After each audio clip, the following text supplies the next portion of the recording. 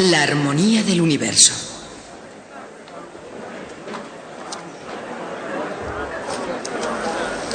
Hoy llegamos al final de esta etapa de nuestro viaje y me gustaría celebrarlo con un poco de música.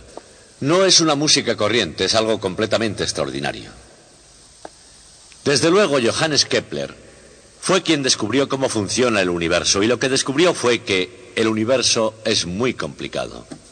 Las órbitas de los planetas son excéntricas, el Sol está desplazado del centro, los planetas aceleran o disminuyen su velocidad mientras giran, etc. Kepler no pudo evitar preguntarse por qué el creador no eligió un modelo más sencillo. Cuando creyó encontrar la respuesta, escribió lo siguiente: esto es porque los movimientos celestes no son más que una continua canción para varias voces. Una música que a través de tensiones discordantes, a través de síncopas y cadencias, va progresando hacia ciertas preconcebidas cadencias de 6 voces, estableciendo así un hito en el inconmensurable paso del tiempo. 20 siglos antes, los pitagóricos pensaron que los cielos eran un instrumento perfectamente afinado cuya música solo podía ser captada por el oído de Pitágoras, su maestro. Pero la idea de la música celestial es aún más antigua que el propio tiempo. Y Kepler se valió de esa idea de la música de las esferas, con su eco a través de los pasillos de la historia. Un universo más sencillo hubiera producido una música aburrida. El creador compuso una sutil y compleja composición que continuaría sin repetirse casi para siempre. Kepler creyó haber escudriñado en el interior de la mente del creador. De hecho, lo pensó con frecuencia y escribió lo que había visto en este libro. Johannes Kepler, La armonía del universo, publicado en 1619. Anotó en este libro la música de las canciones de cada uno de los planetas y retó a los músicos de su época a interpretar aquella música celestial. Y resulta que aquellos músicos, al parecer, tenían cosas mejores que hacer, así que Kepler nunca llegó a oír su propia música. Pero en la actualidad, 2 hombres, John Rogers y Willy Raff de la Universidad de Yale, han sintetizado la música de Kepler en un ordenador de forma que podamos oírla. Y es la música que les haré escuchar ahora.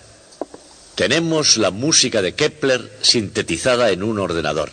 Ya sé que están esperando que les diga, es el último grito en música, pero no voy a decirlo. En lugar de eso les pondré la música.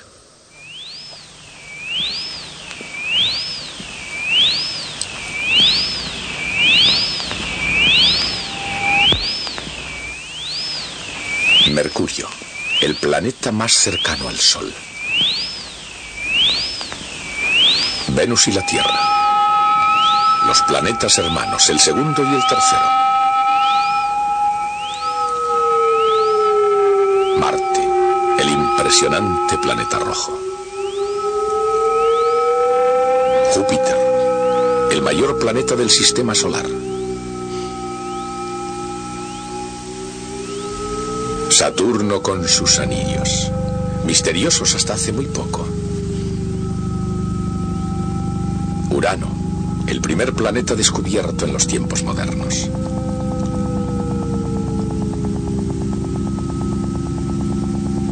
Neptuno, octavo planeta del Sol. Plutón, el planeta noveno y más distante del Sol. Antes de la palabra escrita, entre la música y los cuerpos celestes, existían relaciones metafísicas. Ahora las imágenes y los sonidos del cosmos están ligados para que todos podamos verlas y oírlas. Inspirados en la ópera de Hindemith, La armonía del mundo, sobre Kepler, Ruff y Rogers, crearon una armonía completa de 9 partes, la armonía del universo. Pongan atención y escuchen las 6 voces tonales. Mercurio, el tono más alto.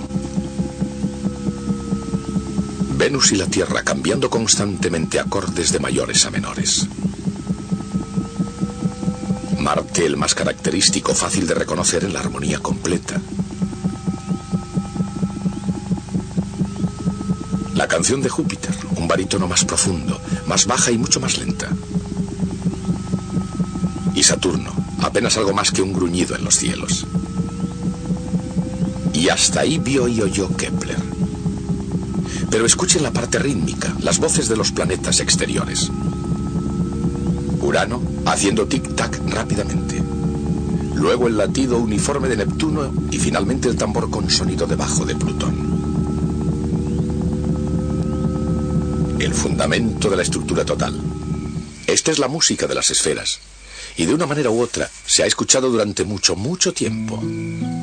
Unos 600 años antes de Cristo, Pitágoras de Samos recorría la Tierra buscando sus misterios más profundos. Y con sus seguidores griegos, la hermandad pitagórica hizo algunos sorprendentes descubrimientos. Son riquezas matemáticas tan valiosas en la actualidad como lo fueron en la Edad de Oro.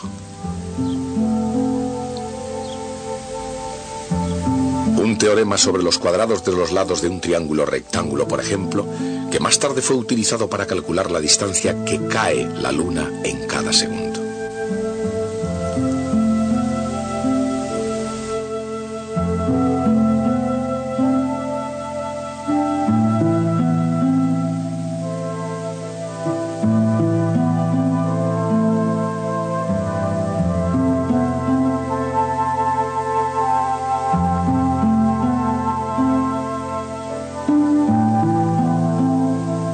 Los pitagóricos también explicaron que al ir sumando los números impares se obtienen cuadrados perfectos.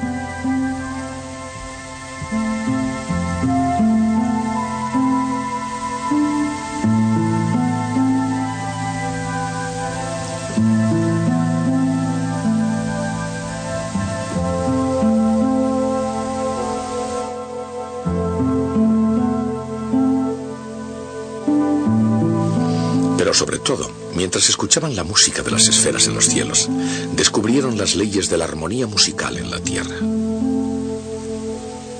Y durante los milenios que han seguido después, los compositores occidentales han basado sus partituras en las armonías pitagóricas. Por lo visto, todos parecían felices bailando la misma vieja melodía, hasta que en el Renacimiento un músico florentino hizo estragos en el status quo. Este hombre escribió un libro criticando la influencia de los conceptos de los antiguos griegos en la música de su tiempo.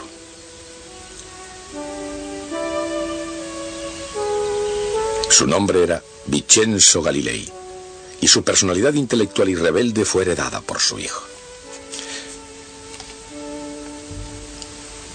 Galileo Galilei creció para ser un científico, un revolucionario copernicano, a pesar de las consecuencias.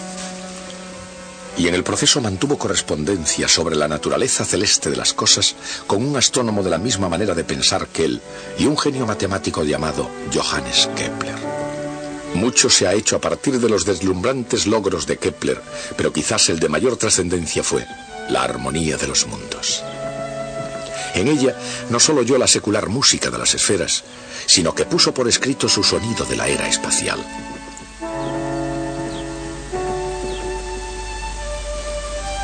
Al igual que su colega Kepler y su padre Vincenzo, Galileo tenía una o dos cosas que decir con respecto a la armonía. Esto es, sobre el movimiento armónico. Al descubrir que cada oscilación de un péndulo tardaba exactamente la misma cantidad de tiempo, Galileo no solo descubrió la fórmula para componer una música hermosa, sino que desveló el secreto para medir el tiempo con precisión.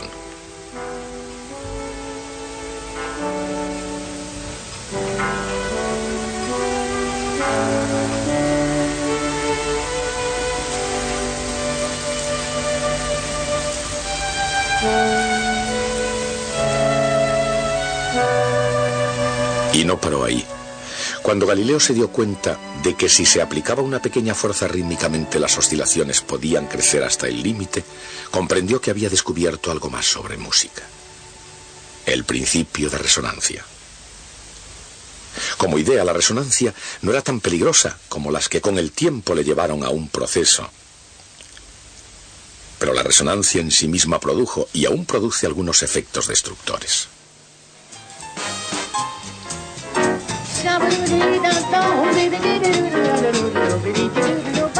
¿Podrá la voz amplificada de Ella Fischer hacer añicos esta copa?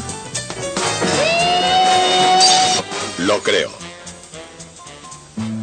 Si se puede decir que Galileo y su padre progresaron haciendo añicos las tradiciones griegas en ciencia y música, se debería reconocer que todos los eruditos occidentales hicieron progresos, en primer lugar, solamente apoyándose en esos antiguos cimientos.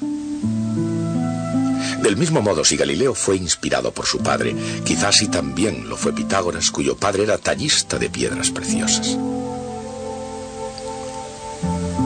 Incluso hoy en día, contemplando las formas geométricas de los cristales naturales, esas formas geométricas se pueden ver como facetas de índole matemática de la propia naturaleza.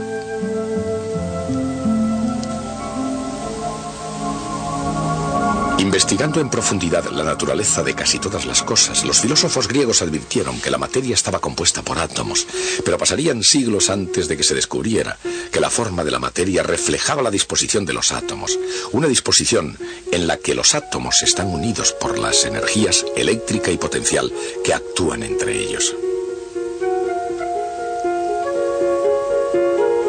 Y así como las interacciones entre los átomos son de naturaleza eléctrica, las interacciones entre los miembros de la especie humana pueden ser tan complejas y están tan altamente cargadas como se demostró en la amarga polémica entre el barón Gottfried von Leibniz y Sir Isaac Newton.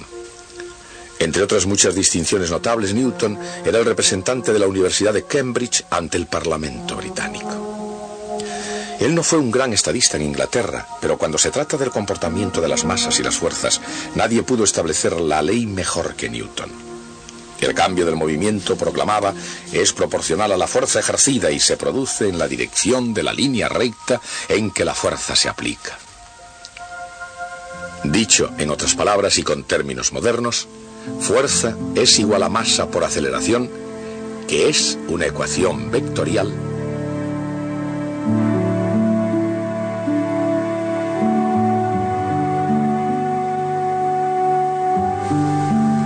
sobre la derivada de una derivada.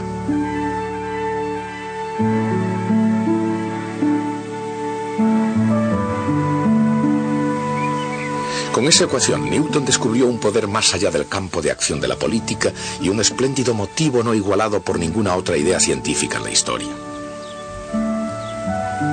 En F igual a m por A, Isaac Newton descubrió los medios para desbaratar los planes del universo y por primera vez en varios miles de años la forma de enderezarlos de nuevo. La segunda ley del movimiento de Newton explica la caída de una esfera en un líquido viscoso y el descenso de un penique y una pluma en el vacío.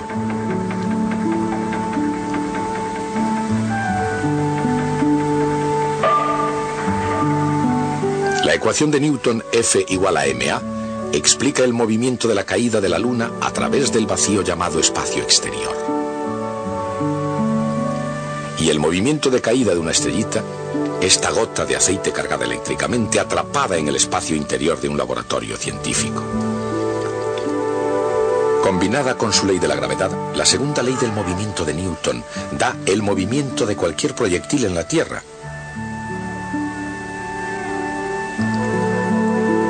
Así como de todos los cuerpos en el cielo.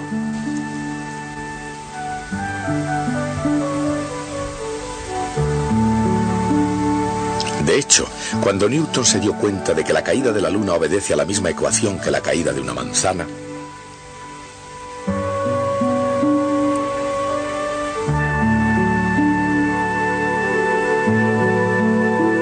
unificó la física de la Tierra con la de los cielos. Y no solo estaban unificadas en el terreno de las ecuaciones, sino también en la esfera de la geometría pura. La trayectoria de cualquier proyectil sobre la Tierra, así como las órbitas de los planetas en los cielos, es una sección cónica. Podemos decir sin hipérbole que todos los proyectiles en la Tierra siguen una parábola y todos los planetas describen una elipse. La similitud apenas sorprende, ya que todos esos movimientos obedecen a las mismas ecuaciones.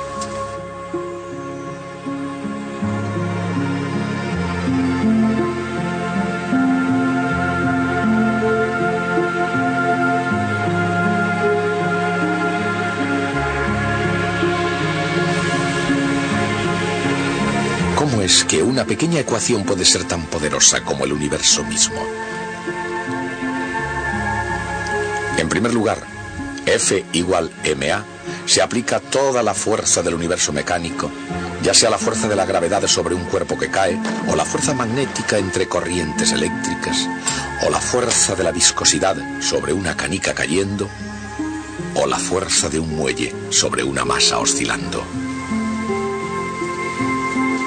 La segunda ley de movimiento de Newton no solo se aplica a cualquier fuerza, sino a cualquier masa, sin importar la masa que sea ni dónde se encuentre.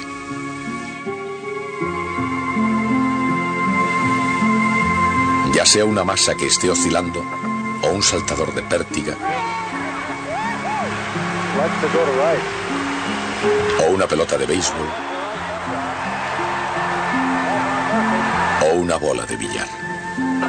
Pero lo más importante de todo es que el poder increíble de F igual ma reside en el hecho de que no describe dónde se encuentra un cuerpo ni a qué velocidad se mueve. Describe con qué rapidez varía su velocidad. En otras palabras, F igual a ma es una ecuación sobre derivadas, y en ello reside el poder esencial de Newton y la superioridad. Por ejemplo, una ecuación algebraica puede dar la trayectoria precisa de una bala de cañón concreta. Pero dado que F es igual a ma, es una ecuación diferencial, puede dar la trayectoria de cualquier proyectil arrojado o disparado alguna vez.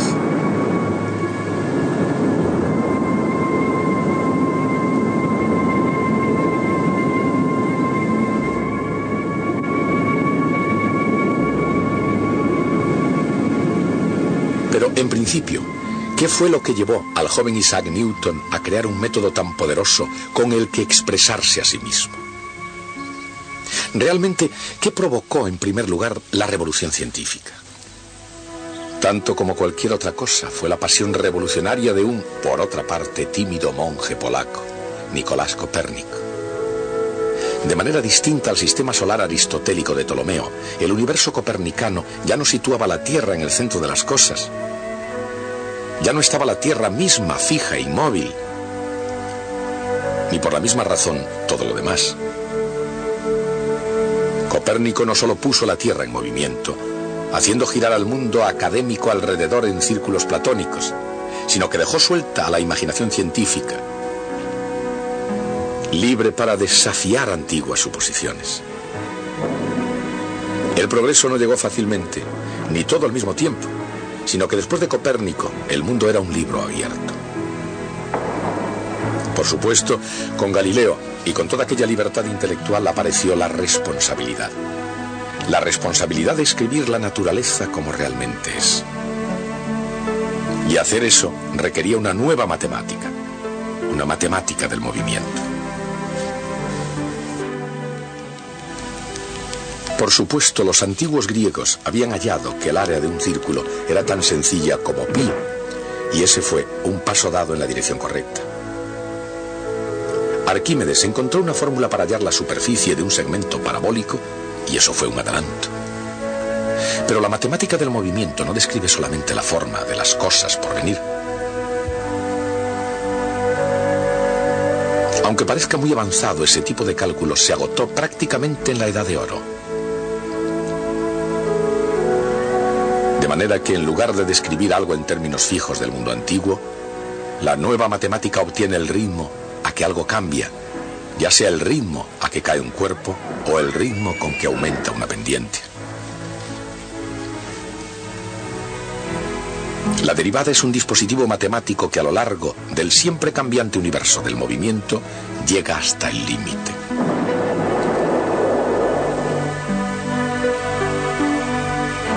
Pero casi no hay límite para el número de funciones que se pueden derivar una vez que se han almacenado unas pocas reglas sencillas.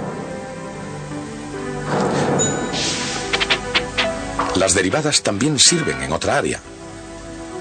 De hecho, en el área de cualquier región limitada por una curva uniforme.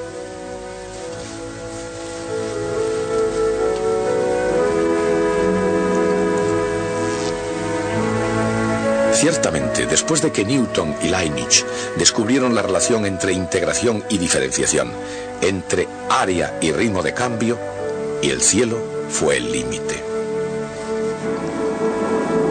Sin embargo, incluso con las matemáticas del cambio, algunas cosas son constantes. Tan constantes como la curiosidad humana sobre lo que pueda existir o no existir en el espacio exterior. Dentro de la naturaleza expansiva de las ecuaciones diferenciales, lo más constante es la propia constante.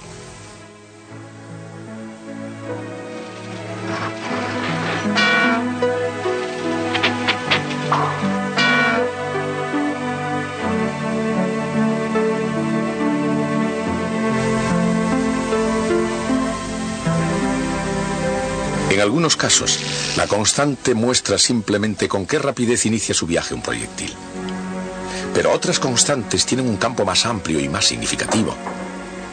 Por ejemplo, ya sea una vulgar partida de billar,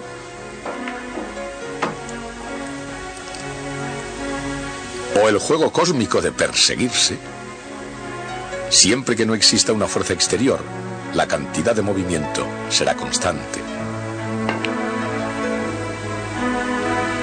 Cantidad de movimiento es masa multiplicada por velocidad, y el cambio de cantidad de movimiento se puede expresar por una ecuación diferencial. Fuerza es el ritmo de cambio de la cantidad de movimiento. Por supuesto, si no hay fuerzas actuando, la derivada es igual a cero. Por lo tanto, el vector P es constante. En otras palabras, cuando la fuerza es cero, la cantidad de movimiento se conserva. Y si el producto vectorial R por F es cero, alguna otra cosa se conserva. Entonces, ¿de qué es derivada R vectorial F? Si el producto vectorial R por F es cero, la magnitud que se conserva se llama momento cinético. Ya sea el movimiento de un giróscopo o el de un planeta, si no hay un momento de fuerza, el momento cinético es constante. Y la energía es constante una vez que se ha hecho el trabajo. Ya sea grande o pequeño, el trabajo es la fuerza a lo largo de una distancia. Y todo ello se suma, o en el lenguaje matemático, se integra. Si el trabajo se realiza levantando un bloque desde una altura a otra, el trabajo se convierte en variación de energía potencial.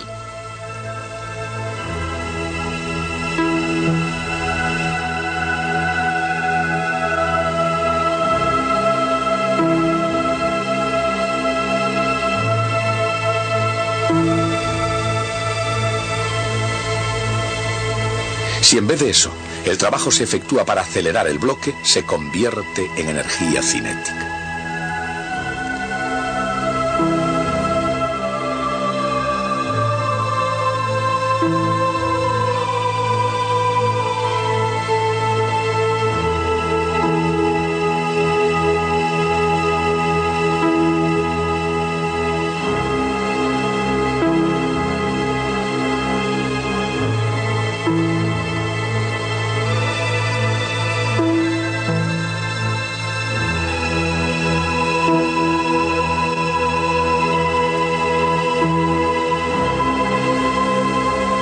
La energía cinética de un cuerpo que cae puede ser transformada en otro tipo de energía cinética, una forma de energía llamada calor.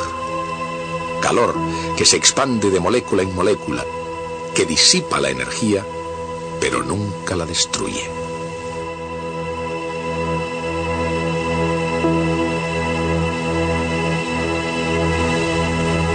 Energía potencial U.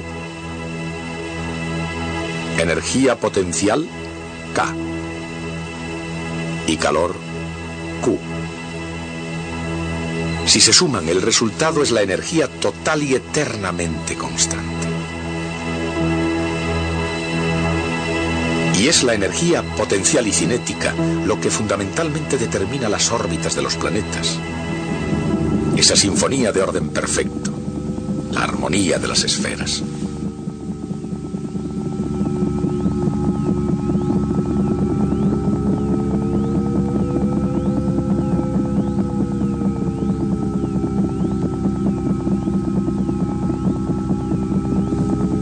Tal como escribiera Johannes Kepler, los movimientos celestes no son nada más que una continua canción para varias voces, que se percibe con el intelecto, no con el oído.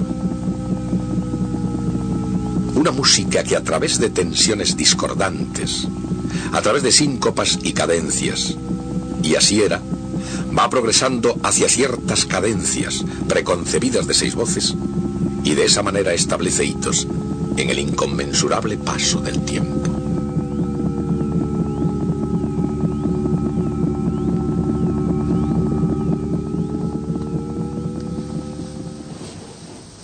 Bueno, hemos recorrido juntos el camino desde el amanecer de la historia hasta la física que conocemos hoy. Damas y caballeros, eso es todo lo que tengo que decirles sobre mecánica clásica.